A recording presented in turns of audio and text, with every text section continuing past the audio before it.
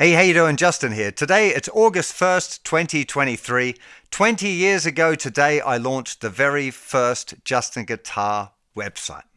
Man, seems so long ago. My life has changed so much since then. I spent the morning today thinking about the things I'd like to do in the next 20 years on the website. And I was going to do like a Justin Guitar reacts to one of the early videos. But as I was looking through those early videos, there were so many memories coming back. What I thought I might do is give you a little bit of a rundown on how the website started and go through a few of the early videos and tell you some funny stories about behind the scenes stuff and what was going on in my life and how it all kind of came about. To be honest, I can't exactly remember how I got into websites, but I do remember a friend of mine, Cyan, taught me the basics of HTML, and I'd made a website for my band at the time. And I was already doing a lot of teaching. I was teaching at a place called the Guitar Institute. I was teaching at a posh boarding school called Wellington College. I was doing a lot of private teaching. I've always been teaching ever since I was a little kid. Teaching has always been part of my game. I was playing with the Counterfeit Stones, a Rolling Stones tribute band. We were touring a lot. So a lot of the early website stuff, it was just text and little, gifs of notation. A lot of it was done on the back of the tour bus, driving from venue to venue while we were on tour. And yeah, it was kind of, I guess, a promotional thing. So, if I got an inquiry from a new student, I could say, well, here's an example of some of the lessons I can do. But it was mostly text and images. Later on, I think I incorporated some audio. I do remember getting quite excited about getting emails from all around the world from people saying, oh, I really enjoyed that lesson, or you explained that really well, or whatever. It was kind of exciting just to be. The internet was it seemed like a very new thing. It was still all dial up and things were very slow but it was exciting. It was an exciting time to be feeling like I was part of this thing. No one really knew where it was going to go, but I think, I definitely felt like it was somewhere positive. It was, the internet was going to be the way of the future, and it's definitely turned out like that, at least definitely for me and my kind of work situation. I hesitate to call it work because I get to play guitar and muck around in a studio every day. It's hardly work. Anyway, so the website was mostly text for that time, and then YouTube. I can't exactly remember what had happened. I'd quit the Counterfeit Stones. I was playing with Katie Mellow's band. I was living in an apartment in Chiswick High Road in West London, above the optometrist's place. I had two apartments, one where I lived in and the other one I built a recording studio in. And I remember seeing YouTube and thinking, oh, wow, we can do video. That's going to be so good for doing guitar lessons, like video guitar lessons. But I had no idea about videos or video editing. And I remember my friend Jed had done some video stuff. So I rang him and said, hey, would you come and film some videos of things? And he kindly came over and we filmed, I can't remember, a handful, 5 or 6 video lessons. Interesting, though, when I just went to look at this thing before, and I looked on my main YouTube channel, the very first video is actually a skydiving video, because I think, if I remember rightly, when I first signed up for a YouTube channel, you had to upload a video at the same time. I don't think you had users that weren't uploaders in those early days. And the only video that I had on my computer was this skydiving one. So I remember putting that one on. And plus it was kind of a cool brag to have a skydiving video. Interestingly, after 16 years, it's only had 22,000 views. So obviously people aren't subscribing for my skydiving videos. But the first video on here is the earliest Justin Guitar video is of Silent Night. It looks like a Christmas special of some kind. Hi, welcome to the JustinGuitar.com oh my God. Christmas special, in which we're going to be playing the Christmas carol, Silent Night. First thing, the noise, the quality of the audio, there's like this really loud hiss. Second thing, the quality of the video, you can't even really see my eyes. You can just see like these dark spots where eyes should be. And thirdly, man, I'm so skinny. Like, I don't think I was doing much exercise those days. I think actually I might have been doing Wing Chun Kung Fu at that time, but evidently I wasn't working out at all. Also interesting here is the drum kit in the background. There was a pub behind my flat called Sam's Bar where we used to hang out quite a lot, and quite often late at night muso friends would show up and we'd end up piling up into my studio to have a jam. I remember getting a note through from one of the neighbors once going, I can't remember, Jimi Hendrix would be turning in his grave or something. You guys should stick to your day jobs, which I remember finding really funny because almost every person there was a professional musician. So whoever wrote that got that slightly wrong. But yeah. And I'm going to play it for you now. Yeah, guitar kind of sounds all right.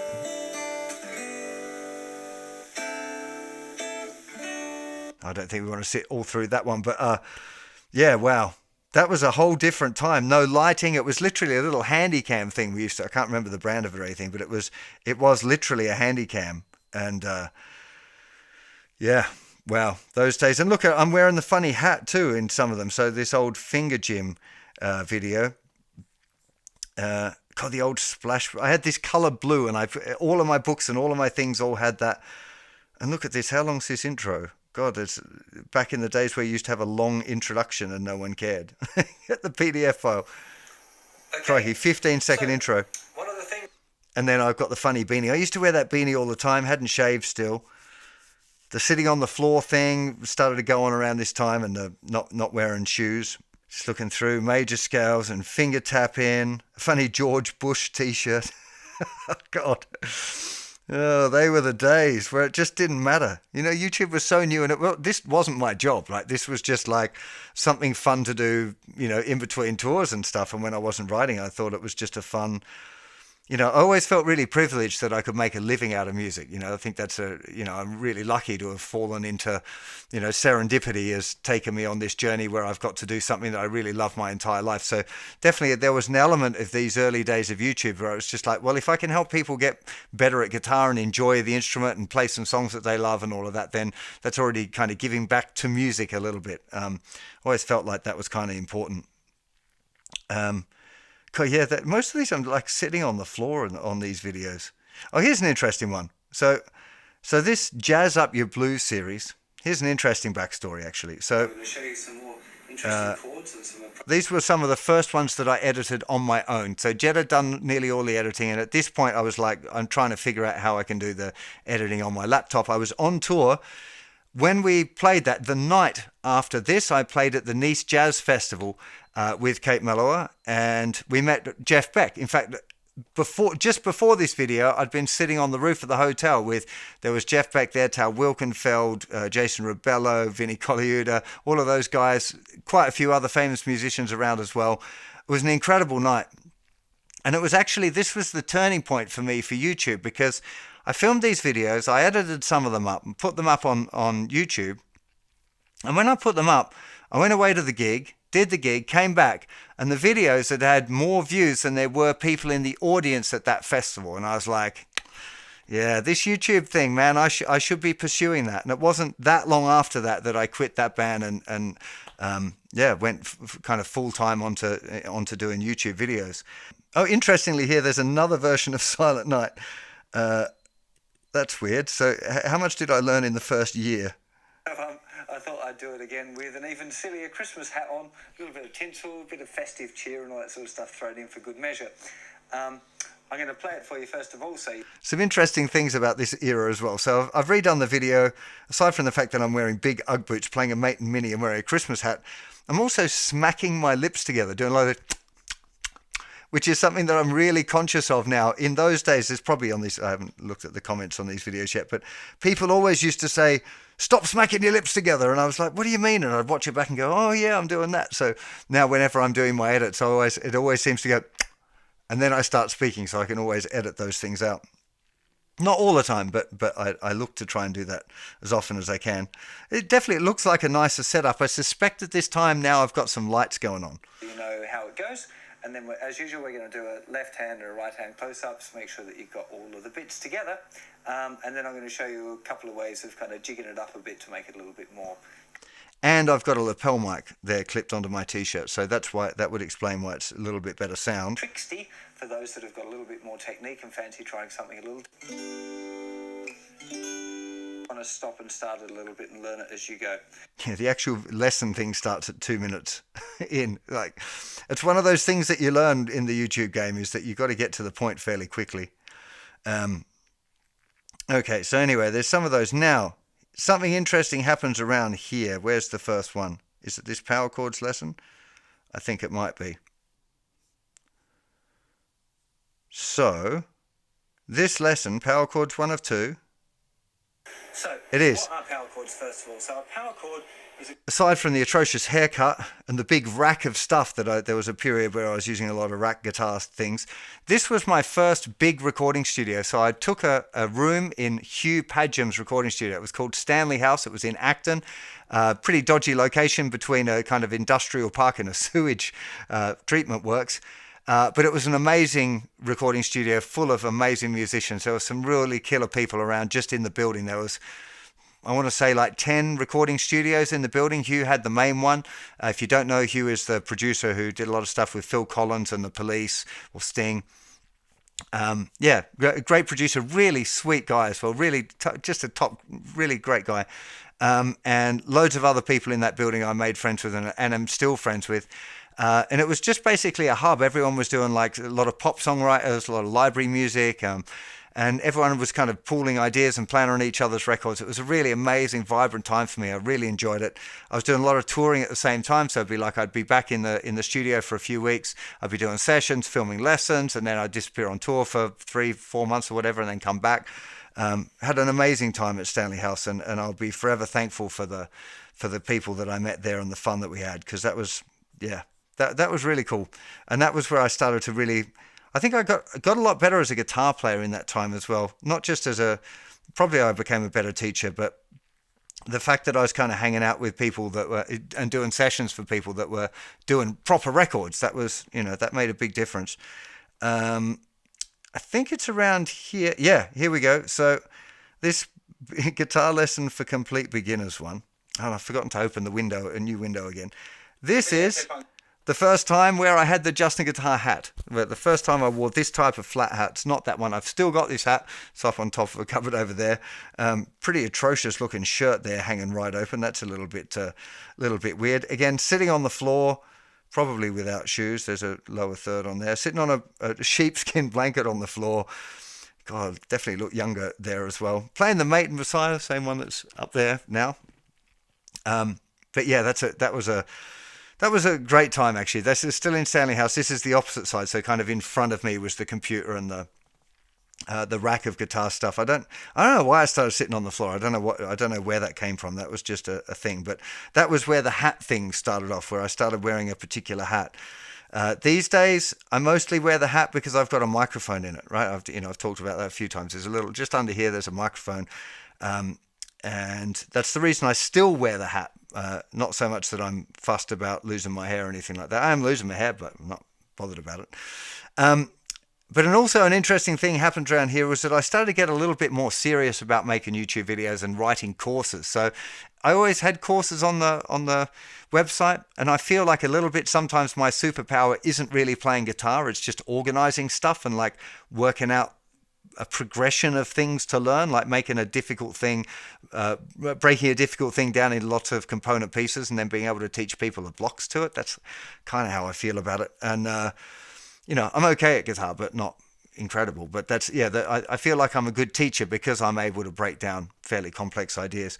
And around this time, so 14 years ago, was when I really got into remaking a beginner guitar course, and I scripted it all. Not scripted as in like, exactly what I should say. I've never really got into doing that, but I make bullet points of, and plan the lessons that would go from this one to that one, and students should practice this and this and this and this until they can do these things and then move on to the next one. So I got really into that as a kind of a thing.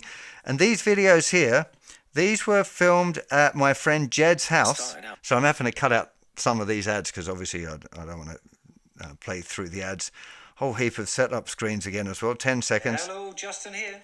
So yeah, here we go. Hey, Justin here, or hello, Justin here has started. That kind of key phrase that I seem to say all the time.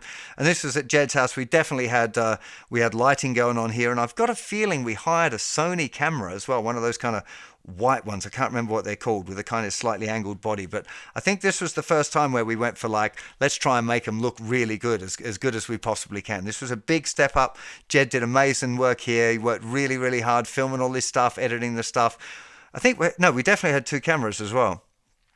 So yeah, this was a big step up in production. Obviously, when I look at it now, I'm like, yeah, we could have done it better with the gear that I've got now. But at the time, this was a massive step up. And that was a really funny, very cool time. That was 14 years ago. We used to have so much fun making those videos as well. It was a really, yeah, it was a big deal. So there's going to be loads of those videos now because that was a whole course. Things like the cage system one pops in here. This is back in, is this Stanley House in the second studio? Hang on. This might be the second studio. Really it is. Method. So the very first studio I had in Stanley House was really small. I don't know, like 3 meters by 4 meters or something. There was enough room for a desk, a couple of speakers, that chest of drawers, which is that one that I'm sitting in front of on that other video. Love that chest of drawers. So there was enough room for those, and that was about it. But after a while, when the YouTube channel started doing a bit better and all of that, I graduated to the upstairs studio, which had a separate live room. So I had like one room full of all my guitars and amps all set up with mics and stuff all the time. And then I had a nice recording studio bit in the other half of it. And you can see in this video, this beautiful brown leather sofa. I really loved that sofa. It wasn't a great functional sofa. It was really soft and the springs were all gone. It was owned by Hugh Padgham, the producer I mentioned that owned the building, and his wife, a clothes designer or fashion designer called Kath Kidson. And in the end, she decided that she wanted her sofa back to put in one of their houses. So I lost the sofa, but that was I loved that sofa dearly. And I was very sad when it left. And I'm not sure where the blanket came, because that was the sofa. When did the blanket come on? Oh, there's a view of the blanket, page 99. Maybe. Oh, no, here we go. Functioning and static chords. This one has... Now, the next important there we go. We need to check. So that's the first time that we had the blanket there. The blanket came about because I used to nap. I used to take naps during the day. I was up pretty early in the morning. I'd work all morning, and after lunch I'd normally have a little bit of a nap, and I'd cuddle myself up in a blanket, just lay it over me to have a little sleep on the sofa there. So it was actually quite practical. But again, it became one of those things like the hat where it traveled with me, and then I ended up just keeping them. So I'm not exactly sure why. Oh, well, did I skip through this Ghana stuff as well? I did. So 15 years ago, here's an interesting thing. So I went to Ghana with my girlfriend, and through the website and through YouTube, we managed to raise quite a few £1,000 and bought a load of pens and T-shirts and medicines and stuff to take with us to Ghana. We volunteered in an orphanage there in Pando, Kpando, in the Volta region of Ghana. Amazing and humbling experience, something that I'm so thankful that I did, because it really, made me so much more appreciative of the life that I had, and realized how people can be really happy with not very much, because a lot of the people that we met there had, next to nothing. And here's a clip of the stuff that we managed to buy. Scissors, like shaping scissors, a heap of different coloured paper for them to practice drawing on. Pens. Apparently pens are a massively big thing over there, so we've got boxes and boxes of pens. And they were people. The kids would just run up to you if you were obviously some sort of volunteer there. They'd just be up and asking for pens right away that they can use at school. Anyway, I won't dwell on that too much, but that was an amazing experience. If you want to watch the little videos, there's even a funny one where I attempt to teach music notation at a school in Ghana, and they're like schooling me in rhythms. Their sense of rhythm and groove when they played drums was just awesome and made me feel really inadequate. Anyways, okay, let's scroll through here. Oh, Pat Martino, it's the only interview on my site that I didn't do. My friend Pete Whittard did the interview for me because my car got broken into. Where Stanley House was not a nice kind of neighborhood. Acton in those days was pretty rough, really. It was a bit dangerous. Now it's all gentrified and only wealthy people live there. But at that time it was pretty gnarly, and somebody had smashed the windows of my car in right when I went down to drive down to interview Pat Martino, so I couldn't go. So that was a little bit of a bummer. Loads more videos here from the beginner course. Trying to find what happens next that was exciting. Oh, I did a record. So, God, these. So I've got an album out. It's called Small Town Eyes. It was produced by a guy called Cesar, or Caesar, spelled Caesar, pronounced Cesar, a Spanish dude. Great producer, really good fun. We got a lot of good sounds there, but I've taken it off Spotify and stuff because I really hated the sound of my voice. When I listen back to it, I'm like, I feel like I'm doing okay singing now, but at that time it just wasn't any good. I had really high hopes because I had at that time, I can't remember, 100,000 subscribers or something. I can't remember the number, but it was like a lot at the time on YouTube. And in that era, you didn't need to sell a whole lot of records to chart. And I'm like, God, there's even a possibility I could chart here. Didn't happen. Actually, I'd hardly sold any records. It was, well, I wouldn't call it a flop. I managed to mostly sell out the Bush Hall in a concert venue in London. And I played it with my band a few times. I used to go out and play these songs with my band. Yeah, looking back on it, it's kind of it's not amazing music. There's one of the songs there that I've got a lesson here from Katie's Window, which I still think stands up. It's kind of an instrumental tune. Look, and there's an Imperfect. There's another one of those songs, and a few of the songs from the launch gig that I did with the Red Curtain there. If you guys and girls want to check it out. The AC/DC Shoot to Thrill competition as well. That was an amazing thing because AC/DC got involved. Their record company emailed and said, hey, we'd love for you to do a lesson on this song because we're going to promote this song because it's on this film, and would you do it? And it was the first time I had a contact with a record label that were like actively going, this guy can reach the people that we want to be able to, we want to advertise to. So, that was a very interesting time for that to happen. Again, lots of substitutions here, lots of jazz stuff. I think at that time I was still playing an awful lot of jazz. Definitely things have kind of solidified a bit here. The hat, the blanket, the leather sofa, the presentation style is definitely a little bit more uniform by this time. A lot of stuff, ear training. And interviewing Steve Vai. That was a big deal for me. So it was this 14th of November 2010, interviewing Steve Vai. It's a real pleasure to meet you. Thank you for allowing to do an interview. I mean, this was one of the first major interviews I'd ever done. And Steve is such an amazing guy, like just really down to earth, helpful, friendly, full of pearls of wisdom. The guy just seems to speak and amazing things come out. And even though I don't imagine many of you would think so, but I when I was a teenager, I absolutely loved Steve Vai and Joe Satriani and Eric Johnson, that kind of modern metal at the time. And I spent a lot of my tens of thousands of hours probably learning those tunes. I don't play them much anymore. I didn't end up kind of pursuing the shreddy rock kind of thing. Got more involved with jazz and jazz blues and songwriting and then production. So I kind of veered away from that in the end. But man, I loved that. And meeting Steve was such a thrill for me. Really, incredibly exciting. I was very, very nervous to meet him, and it was that was a big deal. That was really cool. So it looks around that time I also got to interview Martin Taylor. He's another absolute proper gentleman. I've interviewed him a few times over the years. Always got fascinating things to say. Lots of stuff going on here. It's essentially the same. I was doing the ear training method. An interview with Jim Campolongo. Wow. So that one, and I've just done it again and opened it in the same window. I'm going to have to scroll back through it again. Jim was amazing.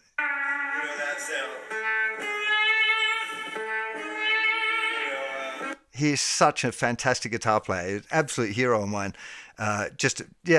He's exactly for me what a guitar player is about. A guitar, an amplifier, and just really, really worked at it for a long time and got really, really good. Really unique voice. He's got his own personality when he plays. Great guitar player. And this was filmed in his apartment in Brooklyn.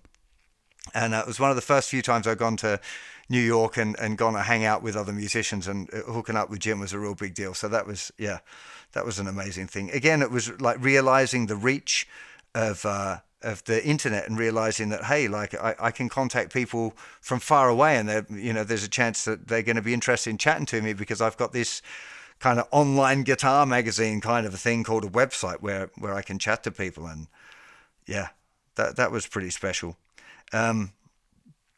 Okay, what else is going on around here? There's lots of lessons on 12-bar blues. So this is where I was doing those original blues solos. I met Mike 10 years ago. It was the first time I met Mike Dawes. I remember seeing that video of him doing the somebody that I used to know thing and just going, oh my God, this guy is incredible, and emailing him and going, like, you should come and visit. And like almost a week later, he just came to the studio and we hung out and jammed and went for food and just had a great time. Mike's an incredible musician.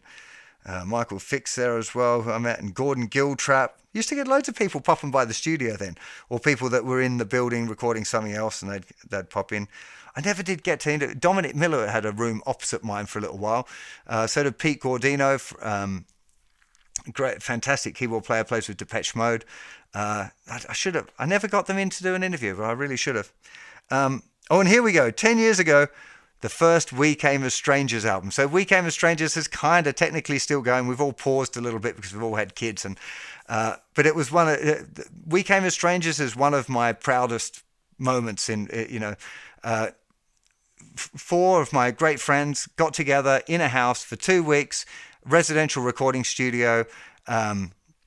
And we just made a record in 2 weeks from nothing. We didn't even know each other. We just went in there. It's like, okay, we got 2 weeks. Let's write some tunes. We just spend the whole day jamming, trying out ideas, and then drill it down, take the idea, get it into a song. Ellen, the singer, would go off and work on the lyric while we'd be tracking up stuff. We've done 3 albums now, and each of them was done in 2 weeks only, from scratch. Like, no songs at all of the songs, whole album finished in finished recording. We usually used to mix it afterwards. I think most of them were mixed in LA afterwards, but yeah, I love the We Came as Strangers thing. Is such a wonderful project, and I think it's important for me that I've still got this passion for making music and writing songs, because that's the thing that enables me to stay motivated to help do lessons and stuff, because it's 20 years a long time to be doing that, right? So it's important that and it's something I need to start cultivating again, because it's been a little while since I've done a record. And it's the thing that kind of keeps it all fresh for me, keeps me excited, keeps everything feeling new. So always really thankful for the We Came as Strangers band, and we just have so much fun. Quick tips, loads of We Came as Strangers things there on that channel. Still at Stanley House, ukulele lessons. Still at Stanley House as 9 years ago. Just kind of quickly scanning through. It looks like I started doing it. What's that? Oh no, that's the second album of We Came as Strangers came out there. That's 8 years ago. We were doing one a year at that point. Yeah, 8 years ago was the second record. Blues licks, loads and loads of blues licks. I did a whole series of them. That was one of the things that I released while I was doing the We Came as Strangers records. I was mindful of trying to keep content coming out on the channels all the time. So I'd pre-film a whole bunch of these lick lessons and get it out. And then the blues lead guitar series. Interestingly, we're looking at, I'm looking at revamping that in the very near future. Oh, and there's the change. Okay, there it was where 7 years ago, getting into funk guitar. Hopefully, in this period, it was like I knew that YouTube was going to be a thing now, definitely, and so I really worked hard on improving the graphics and all that sort of stuff. Evidently, not with this horrible big blue Justin guitar in the corner in a slight guitar shape. That looks just terrible. But this was another studio. So Stanley House got sold, and they turned it into flats, which was an absolute bummer. But yeah, it was a great music studio. Very sad loss for music, but. I had to move, so I moved to... Now I'm just trying to think what the name of the studio was. That's terrible. I can't think of what the name of the studio was. Again, it was full of great, mostly pop songwriters in that building. RPL Studios. With the owner, this guy called Roy, a real character, a sweet guy, just an interesting kind of music industry person. And this was that studio, so it had soundproofing there. Charlie Hugel, the producer, was in the room behind mine, and there was always this funny thing, like if he was tracking stuff, I had to go knock on the door, go, "Hey man, I'm filming, can you keep the volume down for a little bit?" And he'd be quiet while I filmed, and then it'd be like he could make a racket again. And yeah, but that was I'd moved the studio there. So it was around this time as well that I got the Kemper, and that was definitely a game changer for me as far as my audio quality went, because before that, it was always like setting up a microphone into an amp, putting it through a preamp, recording it into Pro Tools, and it was a lot of mucking around. And I didn't pay as much attention to it as I should have, especially as I was doing a lot of sessions, I was doing a lot of recording. I should have put more attention into the audio quality of those early lessons, and I just didn't. But it was around this time I was like, no, I can do this properly. I got Pro Tools, let's go. I don't use Pro Tools anymore. I'm now converted to Logic, but at those times it was Pro Tools. And that's where I started getting much more into the sound of it. And it was predominantly because the Kemper made that side of things sound so much better. I was like, okay, let's up the audio quality as well. And that became a whole thing. So yeah, that was a very valuable period of time in my life when I moved in there. Met with Quist. Oh, we did a few of these sofa showcases as well. That was funny. This guy, Davey Denke. Oh, hang on. No, that's the new studio. Hang on. And Quist is in the new studio. I've moved studio. So what's the first video in the new studio? It's this one, Ear Training Course 2. Oh my lord. So it looks like this is the first video that I filmed when I moved out of London. I was living in Kew in West London. We sold up our flat and we moved out to Farnham in Surrey. And I converted what was, I guess it was the wine cellar before, like a big cellar. It wasn't like a tiny little wine cellar, but a pretty decent sized wine cellar. I converted it into my recording studio, and that's where this is one of the first videos, if not the first video that I filmed in there.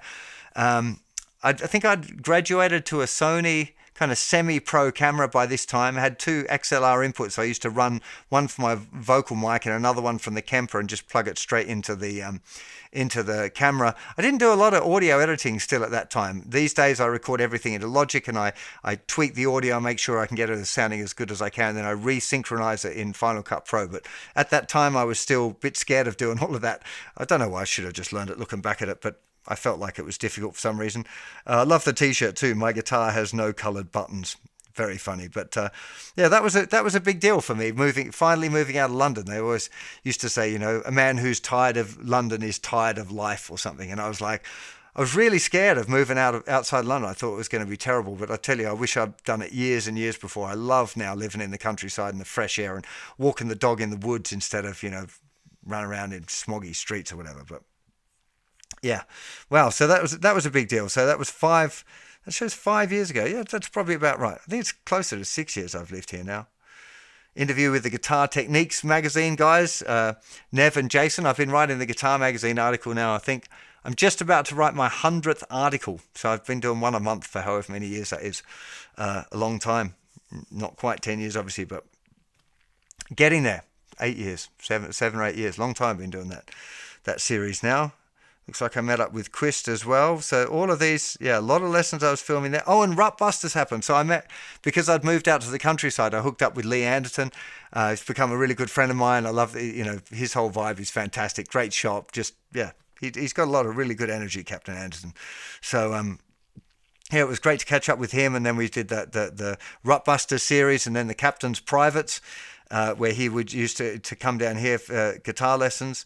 Do a lot more stuff on working on courses in this time. The Rutbusters series, that was all good. Charlie Chandler, the legendary guitar luthier, come down and give me a hand. There's a few live videos from workshops and stuff that I'd done. More guests with Lee.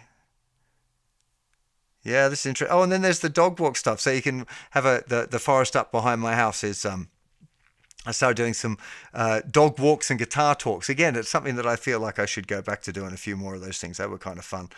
There's some videos of my studio here and all of that. But where it got really interesting, where is it? Where does it change? Where's the first one? Where's the first one where it changed? Maybe it's this how to read guitar tab. Oh, there's a sneak peek at Justin's studio. So it was just after that. So it must be this how to read guitar tab. Is that the first one? Hi, how you doing, yeah. Justin?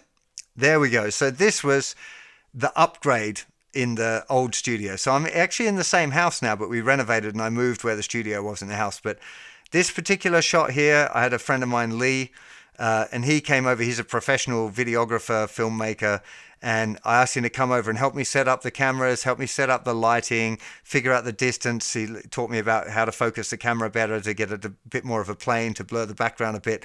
Like the quality of the video at this point just jumps up. I think I was using a Panasonic GH4 or GH5 cameras for this stuff. I'm now using the Sony A7S III cameras, but at that time it was the Panasonics. And yeah, that was a massive step up. And yeah, that was a really big deal for me. And I suddenly felt like, hang on, I started working more on the audio. I was working more on the video. I learned a bit about color grading and shooting in RAW and all that sort of stuff happened around that time. So that was, that was a really big deal. I'm sure we'll hear it's a better quality everything. Here today I'm going to explain to you how to read guitar tab, probably the most common form of guitar notation these days. And I've definitely got the hat mic here as well. It's no longer a lapel thing. And for good reason. I think in most cases it's the most effective way of writing down music for guitar. So I was in that studio for a good couple of years. Until lockdown, I think. So yeah, all the lessons, the lessons where I was teaching Tammy and teaching Lee. Look, Ariel Posen was coming over, Chris Buck. Lots of people were coming to hang out then in that period as well. Oh man, there was some fun times. It's been such a amazing journey. This I've met so many cool people and got to do so many things that I never would have dreamed of when I was a kid. If I imagined what my life was going to be like, I don't know. There seems to be some song lessons on here. I don't know why that's the case on my on this channel, but anyway, that's what's happening. I'm just looking for the change now. Oh, all the knit sudge stuff where I learned to play left-handed. You can still see the left-handed PRS up there, which is my little thing that reminds me I went through doing all of that stuff as well. I'm just looking to see. Oh no, here we go. Here's the new studio. Is it? No, that's still the old studio. This is the new studio, is it? No, that's still the old studio. Oh, it's a new thumbnail. See, sometimes I've got my designer Babs has put new thumbnails on, and they look a little bit like the new studio because they were taken with this setup. I'm trying to look at what the first videos were that I filmed with this background. Because there was this little period in lockdown. We were renovating the house in lockdown, so I had to rent a studio for a little bit, and that was a little bit of a rough time. Yeah, that was this series of stuff. Let me see if I can get that one in a new window. There we go. So this period here, Need to be able to make yeah, this was like bare bones. I started off, it was just like I used a green screen, and I tried different backdrops, and that looked bad. So I ended up with this, using a blue backdrop, a massive piece of blue paper basically as my backdrop, because I didn't like having to muck around with putting the fake wood background on those videos. But this was all during lockdown. So while the pandemic was going on, because I rented an office space that had its own door, I could get in there and actually go and film as well. The family, we were living in a converted double garage while we renovated our house. It was a pretty rough going on time, a pretty gnarly period. Obviously, many people had it far worse during lockdown. So I'm super thankful for the fact that I could still work and still be able to do things. Because, of course, actually, the reality was that during pandemic was amazing for Justin Guitar as a kind of a business, because everyone was stuck at home playing guitar. So there weren't probably many people that kind of had a win out of the pandemic, other than people who were government friends who were getting selling their PPE and all of that sort of stuff. But yeah, it was an amazing thing to be able to help people through lockdown, though, as well, because it was, what better way if you're stuck in the house, being able to kind of actually do something that maybe you wanted to do for a long time and learn guitar. And I meet loads and loads of people that were kind of lockdown babies, as it were. So let me just see if I can find one where oh no, here we go. How to play guitar from complete beginner to your first song. Where's the first one? This has got the hangers. Where was it? Oh, hang on. There we go. The 6 areas of guitar players you should be practicing. Hi, how you doing, Justin? There we go. Today. So again, Lee, my friend, had come in and helped me set up the lights and the cameras. Pretty much the same as it is now. I've tweaked it a little bit. I am going to do a video very soon showing exactly my setup, how I record, what things I record on, the plugins I use to get the audio sounding good, and all of that. So if you've got things that you'd like me to include on that, like if you've managed to stick all of the way through this video, I definitely want your questions. So let me know what things you'd like to know about my setup and the way I record, and how what my setup is. I'm going to try to show everything I can. But if you've got specific things you'd like to know, let me know in the comments there, and I'll do my best to answer all your questions. But yeah, this was the new studio when I moved into as it is right now, with my old faithful kind of cupboard here with a set of drawers. It's been with me for 20 years at least, that and all of the amplifiers, which I don't really use anymore these days. I use the Kemper, which I mostly use for acoustic guitar, and I've got just over here in front of me, I've got a Quad Cortex, which is mostly what I use for the electric guitar. Yeah, I don't think I need to go too much into this, like the last 4 years, because it's such recent history that you can just scroll back this. I don't think there's been any particular landmark things. I guess the big deal things for me were in lockdown, because the business expanded. I was able to get full-time employees. I found an amazing operations manager, Lorene, who takes care of almost everything, and a great developer. We had a guy called Ben who's left now, another one called Mike who's also left, and Chris is our current lead developer, and Barbara the designer. And we managed to get some extra work on for the community and the guitar guide. So Levin and Richard and David. We had various copywriters working for us over the years, other designers that have been and gone. And yeah, it's been amazing to have this circle of people that are able to help me now all the time. It's been a real change. I just can't believe when I think back to those those early years, how different it was, and how this, just by the fact that I love playing guitar and I love sharing stuff that I learn on guitar has enabled me to live this amazing life. And not a day goes past that I don't really appreciate it. I promise. It's, being grateful for the things that we've got is something that I think is a really important part of staying happy and staying sane. Yeah, not many videos in the last couple of years, I must say, since that changeover where I moved in here. There hasn't been a whole lot. And I mean, I've focused a lot on the songs. But it's something I spent the morning today just going through all of the different things that I want to achieve, and the things I went back through the website and noticed how many things there were that were slightly unfinished, where for one reason or another I just didn't complete the series. I don't know what that's all about. So I've started making a big list of which I'm going to, start ticking my way through and get all of that stuff done. Look, I hope this was interesting and it wasn't just massively self-indulgent for me to go back through some of those videos, but I thought it might be interesting, at least for some of you, to, if I go back and talked about what was going on in my life in those different times. Obviously, one thing I didn't mention, which was probably the biggest change, was just before we moved to the country, my daughter was born. So that was obviously a pretty profound thing that changes your whole life and everything about your life. And suddenly there's someone that's much more important to you than you are. And so, definitely I kind of worked a lot less after that.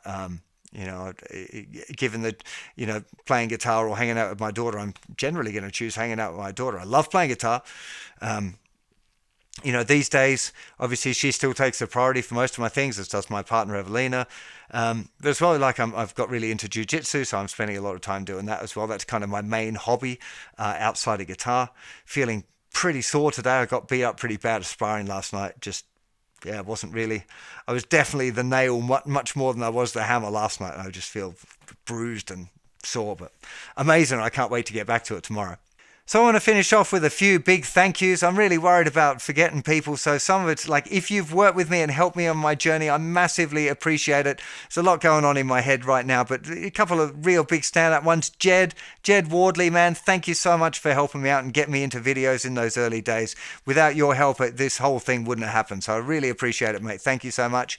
I'm trying to think back now, like Tom at Music Sales helped save me from getting sued by the music industry and got me into writing my own books, which is an amazing thing. Thank you, Tom.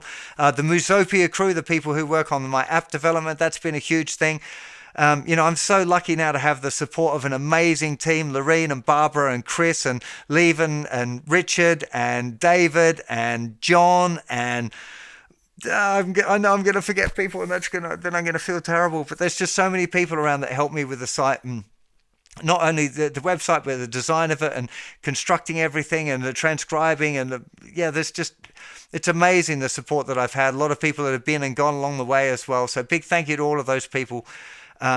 Probably I should save the biggest thank you to you for being interested in what I do, for learning guitar with me, for leaving that comment, for making a donation to the website, buying a t-shirt or a course or a book or whatever. And all of those things together have, enabled me to make this thing, which I hope it's a really amazing resource for guitar players for many, many years to come. I got no plans on retiring anytime soon. I still love it. I'm still passionate about it. I was so excited this morning going through and thinking, I could do this and I could do that. And wow, what about doing this course? And I've still got the vibe. I've still got the energy for it. So I'm really hoping that you'll stick with me and enjoy learning guitar with me for many years to come. Thanks again for the last 20 years. It's been amazing and I appreciate it so much. Have yourself a fantastic day and thanks for watching. Bye-bye.